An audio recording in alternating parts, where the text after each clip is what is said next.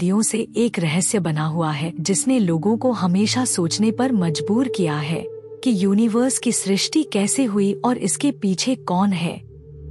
हिंदू धर्म में इस बारे में कई सिद्धांत हैं, जिसमें बताया गया है कि ब्रह्मांड किसी एक इकाई के रूप में नहीं है, बल्कि अनंत ब्रह्मांडों का एक समूह मल्टीवर्स है जो निरंतर बनते और नष्ट होते रहते हैं। भगवान विष्णु इस मल्टीवर्स के प्रतीक हैं। मान्यताओं के अनुसार ब्रह्मांड बनने के पहले वे सभी कारणों के लौकिक सागर में सो रहे थे। उनका बिस्तर एक विशालकाय नाग है और सृष्टि 3 रूपों में होती है: निर्माता ब्रह्मा, पालनकर्ता विष्णु और विनाशक शिव। विष्णु भगवान जो रक्षक हैं, ब्रह्मांड के निर्माण और विनाश के चक्र के लिए जिम्मेदार माने जाते हैं। जब वे सोते हैं तो उनकी नाभि से एक कमल का फूल निकलता है। फूल के अंदर ब्रह्मा सृष्टिकर्ता भगवान विराजमान होते हैं, जो एक नया ब्रह्मांड बनाते हैं। यह पूरी प्रक्रिया एक ब्रह्मांड के जन्म से दूसरे के जन्म तक विष्णु भगवान की सिर्फ एक सांस जितनी होती है। जब वे सांस छोड़ते हैं तो अनगिनत ब्रह्मांड अस्तित्व में आते हैं, जिनमें से प्रत्येक में अपना खुद का ब्रह्मा होता है। लेकिन जब वे सांस लेते हैं तो सभी ब्रह्मांड वापस उनकी नाभि में समा जाते हैं और ब्रह्मा का अंत हो जाता है। यह चक्र अनंत रूप से चलता रहता है। यहाँ विष्णु भगवान अलग अलग ब्रह्मांडों से परे के शाश्वत अस्तित्व का प्रतिनिधित्व करते हैं, जबकि ब्रह्मा हमारे वर्तमान ब्रह्मांड के निर्माण और विनाश का प्रतिनिधित्व करते हैं। ब्रह्मा हमारे अस्थायी भौतिक जगत यूनिवर्स के प्रतीक हैं। दूसरी ओर विष्णु शाश्वत ब्रह्मांड मल्टीवर्स का प्रतिनिधित्व करते हैं, जो हमेशा के लिए बिना किसी शुरुआत या अंत के मौजूद रहता है। ब्रह्मा द्वारा दर्शाया गया वर्तमान ब्रह्मांड स्थायी नहीं है, बल्कि अस्थायी है। ब्रह्मा का जीवन काल केवल 100 ब्रह्मा वर्षों का होता है और उनकी मृत्यु के बाद एक नए ब्रह्मांड का जन्म होता है। आइए अब वेदों में समय मापन के बारे में बात करते हैं। ब्रह्मा भगवान 100 साल जीते हैं, जिनमें से हर साल 360 दिनों का होता है। अभी हम ब्रह्मा के शासनकाल के 51वें साल के पहले दिन में हैं। इस खास तरह के साल में दिन और रात दोनों होते हैं। दिन में ब्रह्मा ब्रह्मांड में जीवन का निर्माण करते हैं, लेकिन रात में सभी जीव वापस उनमें समा जाते हैं। अच्छी बात यह है कि हम सिर्फ ब्रह्मा के दिन के दौरान ही अस्तित्व में रहते हैं, जो बहुत लंबा होता है, इसलिए गायब होने की चिंता करने की जरूरत नहीं है। हिंदू धर्म में समय के विशाल माप को युग कहा जाता है। इसे हजारों से लाखों सालों में मापा जाता है। इन युगों का वर्णन एक प्राचीन ग्रंथ विष्णु पुराण में मिलता है। एक महायुग 4 छोटे युगों से मिलकर बना होता है। हर अगला युग पिछले वाले से थोड़ा छोटा होता है। इसकी कल्पना ऐसे करें कि मान लीजिए एक पाई है जिसे 4 भागों में बांटा गया है। सबसे छोटा युग कलियुग है, जो सिर्फ 4,32,000 साल का होता है। यह अभी भी बहुत लंबा समय है। इसके बाद द्वापर युग आता है, जो कलियुग से 2 गुना यानी 8,64,000 साल का होता है। त्रेता युग 12,96,000 वर्ष का होता है।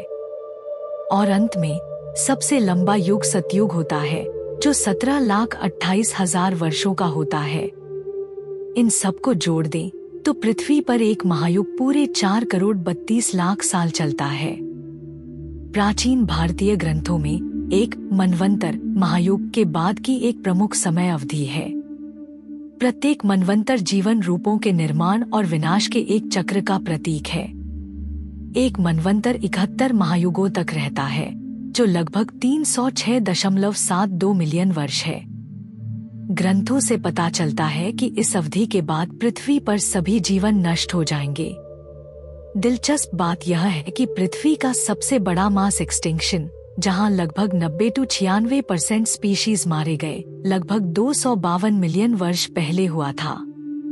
यह इकलौता समय था जब सारे स्पीशीज का इतना भीषण विनाश हुआ।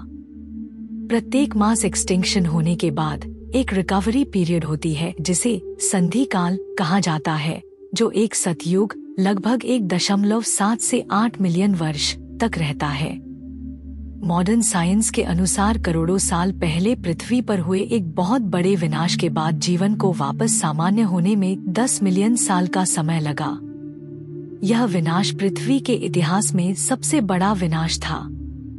सोचिए, पृथ्वी पर जीवन के अंत होने के बाद पृथ्वी को वापस खड़े होने में 10 मिलियन साल लग गए। पृथ्वी के पेड़ पौधों और जानवरों को वापस मजबूत होने में इतना समय लगा।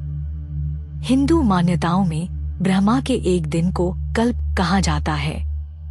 यह दिन बेहद लंबा होता है, 4.32 अरब साल, जिसमें एक कल्प में 14 मनवंतर और 15 संधिकाल के बराबर बताया गया है।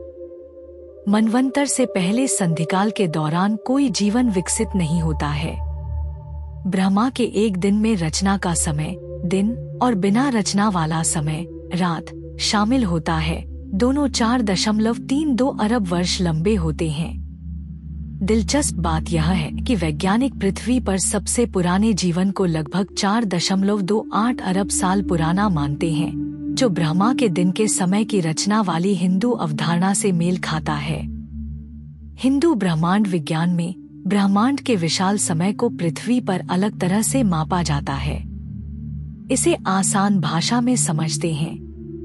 कल्प ब्रह्मांड का एक दिन, ब्रह्मांड का महीना 30 कल्प यानी 30 ब्रह्मांड के दिन, ब्रह्मांड का वर्ष 12 ब्रह्मांड के महीने, महाकल्प एक ब्रह्मांड का पूरा जीवन काल यानी 100 ब्रह्मांडीय वर्ष।